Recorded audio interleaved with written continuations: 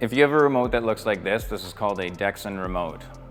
To operate the thermostat function, you want to press the menu button and use the arrows to go up to the thermostat icon in the top corner here. You want to press select, and that will allow you to turn the thermostat function on or off. On and off. So when I turn it on, I want to press select. It'll go to the temperature gauge in the top right corner, and I can turn it up or down. I've selected 80, and I press the select button, so that is set at 80.